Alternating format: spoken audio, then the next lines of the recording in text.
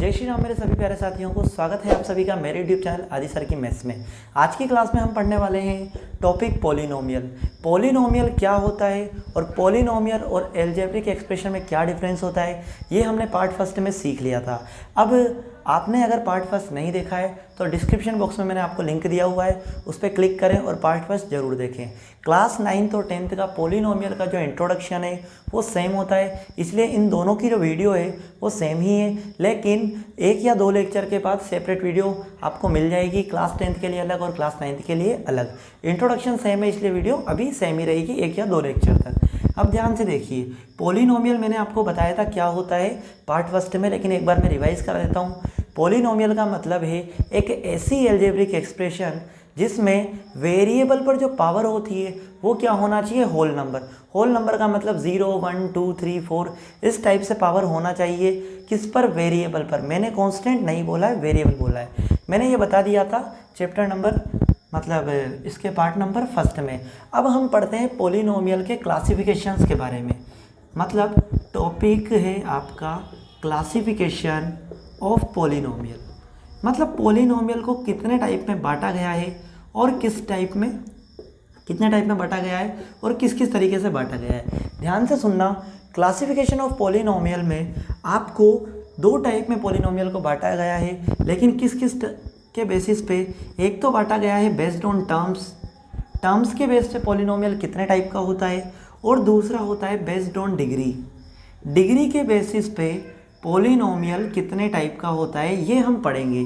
Classification of polynomial two types होता है, based on terms, terms के बेस पे अलग होता है और डिग्री के बेसिस पे अलग होता है। अब बात आती है सर ठीक है टर्म्स के बेस पे अलग होता है वो हम पढ़ लेंगे, लेकिन ये टर्म्स क्या होती है। अब बात ध्यान से सुनना, मैं आपको एक्सप्लेन कर रहा हूँ टर्म्स।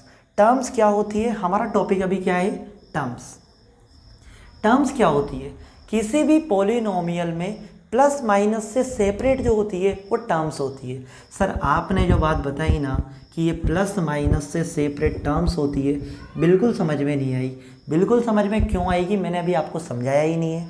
तो अब ध्यान से सुनो, देखिए टर्म्स के बारे में बात कर रहे हैं। जैसे कोई पॉलिनोमियल है 2x² + 3x + 9, तो यहाँ पर प्लस या माइनस कितनी बार आया हुआ है। देखिए ये प्लस आया हुआ है तो ये अलग टर्म हो गई और ये अलग टर्म हो गई। फिर यहाँ प्लस आया हुआ है तो ये अलग टर्म हो गई और ये अलग टर्म हो गई। मतलब प्लस माइनस अगर किसी पॉलिनोमियल को सेपरेट कर देता है तो वो सेपरेट जो होती है वो क्या कहलाती है, उस पॉलिनोमियल की टर्म्स कहलाती है। यहाँ पर ये सेपरेट हो गया, यहाँ पर ये सेपरेट हो गया और यहाँ पर ये सेपरेट हो गया। तो 1, 2, 3 इस पॉलिनोमियल की कितनी टर्म हुई, 3 टर्म्स हुई। कितनी टर्म्स हुई, 3 टर्म्स हुई। बात समझ में आ गई। अब मैंने यहाँ पर लिखा जैसे 7x, 7x में कितनी टर्म है, आप यहाँ देखोगे कहीं भी प्लस माइनस नहीं है। कहीं भी प्लस माइनस नहीं है तो कितनी टर्म होगी, ओनली ऑन 1 टर्म होगी। कितनी टर्म होगी, 1 टर्म। अब आगे बढ़ते हैं, देखो 3 × 7 × x × x², यहाँ पर कितनी टर्म होगी। अगर नॉर्मली आप देखो तो 1, 2, 3, 4 बच्चे क्या करते हैं, 4 टर्म्स यहाँ लिख के आ जाते हैं, जो कि बिल्कुल गलत होगा। मैंने आपको बताया टर्म्स का मतलब प्लस या माइनस से सेपरेट होना। यहाँ पर जब हम देखते हैं इस पॉलिनोमियल में कहीं भी प्लस माइनस है ही नहीं। मल्टीप्लाई दिया हुआ है, यहाँ भी मल्टीप्लाई, यहाँ भी मल्टीप्लाई, लेकिन प्लस माइनस नहीं है। जब तक प्लस माइनस नहीं होगी टर्म्स अलग अलग नहीं बटेगी। तो टर्म्स नहीं बटेगी क्योंकि यहाँ पर कहीं भी प्लस नहीं दिए, मल्टीप्लाई है तो पूरी मिला के कितनी टर्म होगी, ये 1 ही टर्म होगी। आगे बढ़ते हैं, एक और एग्जाम्पल की तरफ बढ़ते हैं। ध्यान से देखो 3 × x - 4x² - 7 × 5, यहाँ पर कितनी टर्म होगी मुझे बताइए। ध्यान से देखिए, यहाँ पर ये मल्टीप्लाई का साइन है, प्लस या माइनस का नहीं है, तो एक टर्म तो ये हो गई। ठीक है, अब माइनस आने के बाद अलग टर्म की तरफ चल जाते हैं। माइनस आने के बाद एक टर्म ये हो गई, फिर माइनस आया, इस माइनस ने एक और टर्म को क्या कर दिया, ऐड कर दिया। तो 1, 2, 3, तो आपके पास कितनी टर्म हो गई, 3 टर्म हो गई। आई होप आपको बात समझ में आ रही होगी। अब ध्यान से देखिए, टर्म्स के अंदर हमने कुछ एग्जाम्पल सीखे, अब हम थोड़े अच्छे वाले एग्जाम्पल लेते हैं। ये तो हो गए बिल्कुल बेसिक से एग्जाम्पल जिससे हमें अच्छे से पता चल रहा था कि पॉलिनोमियल में टर्म्स कितनी थी। अब आते हैं कुछ अच्छे वाले एग्जाम्पल, ध्यान से देखिए, क्योंकि भाई अब 9th क्लास में हो, आप 10th क्लास में हो, तो बिल्कुल बेसिक से क्वेश्चन तो आएंगे नहीं पेपर में। अब देखो 2x² minus 3x plus x² minus 4, इस पॉलिनोमियल के अंदर टर्म्स कितनी है। यहाँ पर मैं लिख रहा हूँ टर्म्स के बारे में, ठीक है। तो टर्म्स कितनी है, देखो 2x²। अब अगर आप बेसिक से तरीके से देखोगे तो 1 2 3 4 की 4 टर्म आना चाहिए, लेकिन वो आपका आंसर क्या हो जाएगा, गलत हो जाएगा। क्यों हो जाएगा, देखो यहाँ पर 2x² है। हमने क्लास 8th के अंदर 2 मेथड पढ़े थे, किसको, अलजेब्रिक एक्सप्रेशन को ऐड करने को और माइनस करने वाले। ऐड करने और माइनस करने वाले 2 मेथड पढ़े थे। पहला मेथड था हॉरिजॉन्टल मेथड और दूसरा मेथड था कॉलम मेथड। तो हॉरिजॉन्टल मेथड की तरफ देखो या कॉलम मेथड की किसी भी तरह देख लो, यहाँ पर क्या लिखा हुआ है, x²। इस पूरी अलजेब्रिक एक्सप्रेशन में पॉलिनोमियल तो ये है ही, लेकिन अलजेब्रिक एक्सप्रेशन भी है। इस पूरी अलजेब्रिक एक्सप्रेशन में आपको x² वाली और कोई टर्म दिख रही है क्या, बिल्कुल दिख रही है। तो 2x² प्लस x² कितना हो जाएगा, 3x²। फिर क्या दिया हुआ है, माइनस का 3x, x वाली कोई टर्म है क्या, बिल्कुल नहीं है। अब ये है माइनस का 4, तो 1 2 3 कितनी टर्म हो गई, इस पॉलिनोमियल में 3 टर्म है। हमें ऐसा लग रहा था यहाँ पर 4 टर्म है, लेकिन एक्चुअल में आंसर क्या आएगा, 3 टर्म। एक और अच्छे एग्जाम्पल की तरफ बढ़ते हैं। यहाँ पर आपको दिया हुआ है 7 × x minus 4x² minus 7x, ये आपको दिया हुआ है। अब अगर आप यहाँ बेसिक से तरीके से देखोगे तो आप कहोगे सर 1 2 3 टर्म आपका आंसर आएगा, लेकिन जो कि क्या होगा, रॉन्ग होगा। क्यों, ध्यान से देखिए, यहाँ पर 7x से 7 × x कितना है, 7x। अब अगर आप इसको देखोगे कि सर ये 7x माइनस 4x² और ये माइनस का 7x, जब आप इसको सोल्व करते हो तो प्लस का 7x माइनस के 7x को क्या कर देगा, कैंसिल। तो कैंसिल हो गया, तो आपके पास टर्म कितनी बची, ओनली ऑन 1। तो इस पॉलिनोमियल में 3 टर्म नहीं है, कितनी टर्म है, 1 टर्म है। ये एक अच्छा एग्जाम्पल है 9th और 10th के बेसिस पे। देखो आप नॉर्मली जो एग्जाम्पल है वो कर लोगे, नॉर्मली आप बता दोगे कि कितनी टर्म्स है इस पॉलिनोमियल के अंदर, लेकिन जब अच्छे एग्जाम्पल आते हैं तो हमारे हाथ रुक जाते हैं। लेकिन मेरी वीडियो देखने के बाद, मुझसे पढ़ने के बाद आपके हाथ बिल्कुल भी नहीं रुकेंगे। किसी भी टाइप का पॉलिनोमियल आ जाए आप उसका आंसर ज़रूर निकाल पाओगे। तो बढ़ते हैं नेक्स्ट क्वेश्चन की तरफ। देखिए अब और अच्छे अच्छे एग्जाम्पल करते हैं। हम पढ़ रहे हैं टर्म्स के बारे में। देखिए मैंने यहाँ पर लिखा 7x माइनस 1/x प्लस 4/9 और प्लस का 1/x, और एक और लिखते थे माइनस का x²। तो यहाँ पर बात होती है पॉलिनोमियल की। पॉलिनोमियल में टर्म्स कितनी है, ठीक है भाई, 7x, x वाली टर्म है क्या, हाँ है, x वाली टर्म है।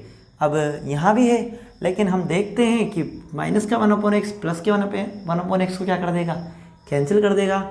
यहाँ पर 7x है, 4/9 है और x² है। तो 1 2 3 कितनी टर्म्स हो गई, 3 टर्म हो गई। आई होप आपको बात समझ में आ रही होगी।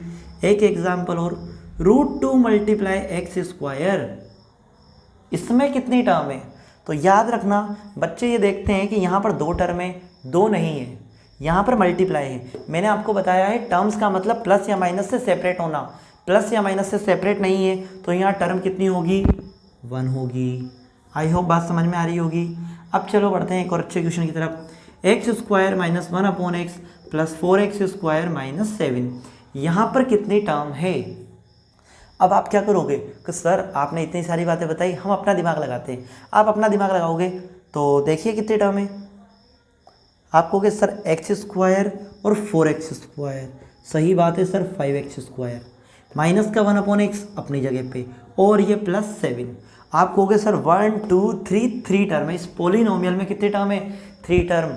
आप यहाँ लिख दोगे 3 टर्म, सॉरी यहाँ पर लिखोगे आप कि 3 टर्म, और आप खुश हो जाओगे। बिल्कुल आपने गलत आंसर दिया है। क्यों, क्योंकि आप ये बात भूल ही गए। आपको ये तो पता है कि मैं टर्म्स निकाल रहा हूँ या टर्म्स फाइंड कर रहा हूँ, लेकिन आप ये भूल गए कि ये पॉलिनोमियल है या नहीं है। मैंने टॉपिक लिखा हुआ है पॉलिनोमियल, पॉलिनोमियल में टर्म्स बतानी है। यहाँ तो ये पॉलिनोमियल ही नहीं है। क्यों? क्योंकि जब भी मैंने आपको बताया था पार्ट फर्स्ट में 1/x आने के बाद ये क्या बन जाता है, x की पावर -1, x पर पावर कितना आ गया, होल नंबर आ गया, तो इट इज़ नॉट पॉलिनोमियल, ये पॉलिनोमियल नहीं है। अगर ये पॉलिनोमियल नहीं है तो आप टर्म्स नहीं बताओगे। क्यों? क्योंकि मैंने आपसे बोला है मैं पॉलिनोमियल में टर्म्स बता रहा हूँ, ना कि एल्जेब्रिक एक्सप्रेशन में। अगर बात एल्जेब्रिक एक्सप्रेशन की होती तो यहाँ 1 2 3 टर्म है, लेकिन यहाँ बात पॉलिनोमियल की हो रही है, तो सबसे पहले आपको ये चेक करना है कि ये पॉलिनोमियल है या नहीं है। तो याद रखना 10th क्लास के अंदर हो आप एक अच्छा क्वेश्चन देख रहे हो कि सबसे पहले आपको क्या करना है, पॉलिनोमियल चेक करना है, पॉलिनोमियल है या नहीं है, उसके बाद टर्म देखनी है। आई होप आपको ये बात समझ में आ गई होगी। अभी हमने क्या पढ़ा है, टर्म्स के बारे में। अब हम पढ़ते हैं डिग्री के बारे में।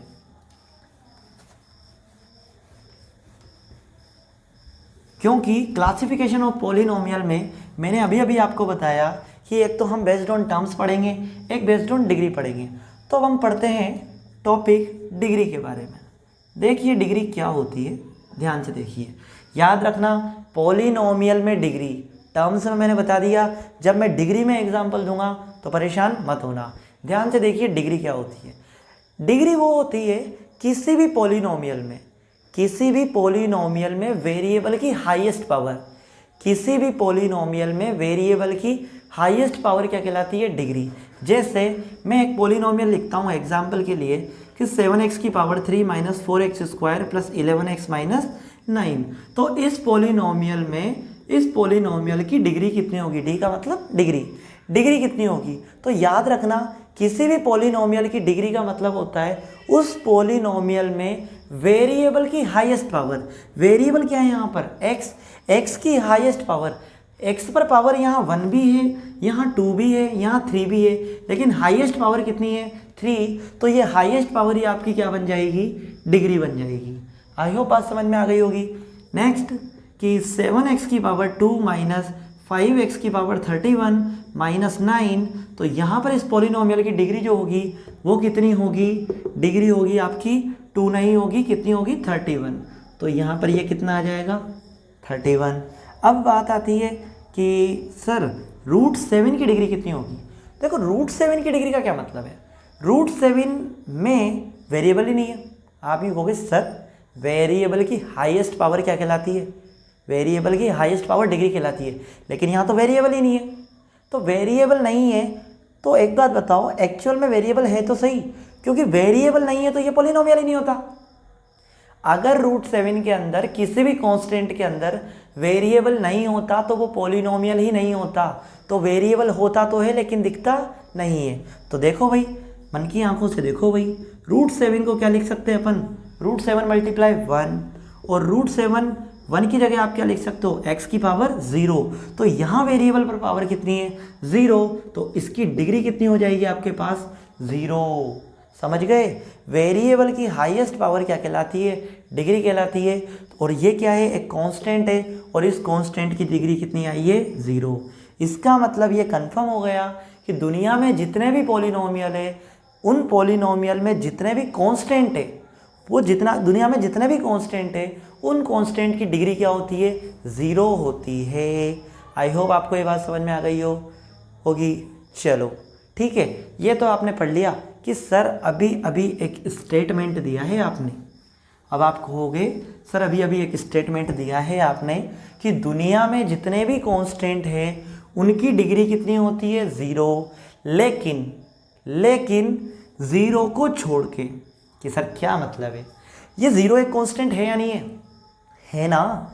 0 भी एक कांस्टेंट है, जैसे √7 है, 7 है, 3 है, 9 है, ये सब कांस्टेंट है। 0 भी तो क्या है, एक कांस्टेंट है।